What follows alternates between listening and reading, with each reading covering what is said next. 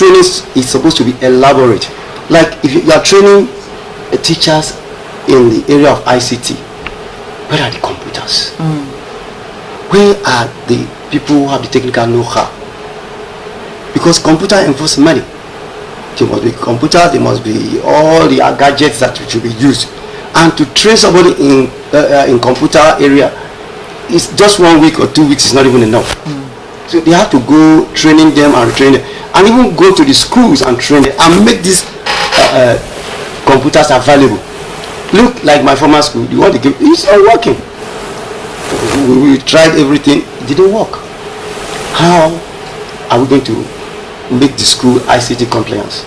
It's not possible. So like back to what you said, the only way we have the government has to do it is to source for money. Well, if they have to get involved private sector into the education sector, better. They can also do private partnership with international companies. Make them to see the reason why they should fund education in Nigeria. Because without this curriculum being implemented in the right direction, we cannot compete with other nations. Because we are living in a global community where the standards are going high. We can't be using obsolete machines, obsolete things in this time of global development, knowledge explosion. Government has to source for money, and they must source for money. They must be sincere.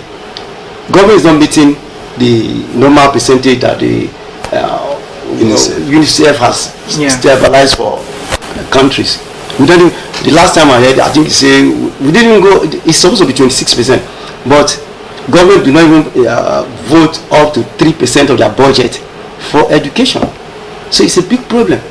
But the major way we can surmount this challenge is to source for money, and we must source for money from both the partners, private sector, and internally.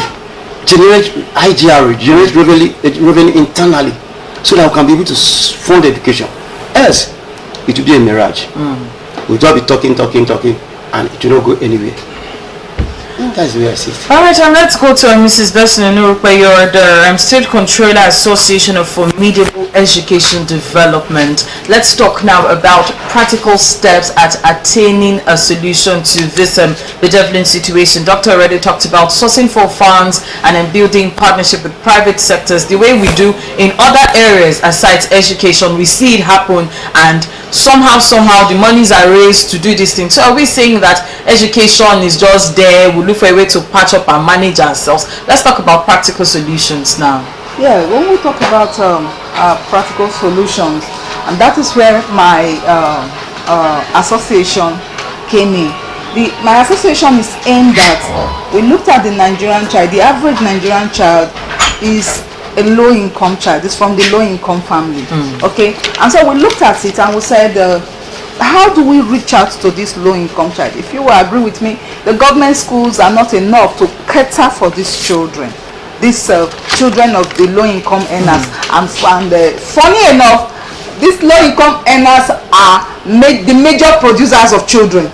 They have greater number of children in their families, though they are low-income earners. And so we looked at how do we reach out to these children, because if you just leave them to their fate, many of them will be on the streets, and if we do not take care of them, it means in future they will become nuisance to us. And so we looked out into how to help these children. That was where my association came in. We look at these schools. We have some of these low-cost schools.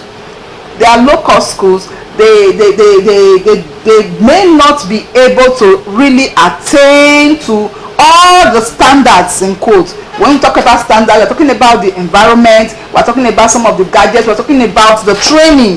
They may not, and they just fund schools. Instead of packing them and closing them down, if you close them down, you go back to the problem. And so instead of closing them down, we look for ways to help these schools, these low-cost schools, okay, come up to standards, bring them up. It actually started in Lagos when a Briton came into Lagos. He was having his research, Dr. James Tully. He is now the Vice Chancellor of Buckingham University.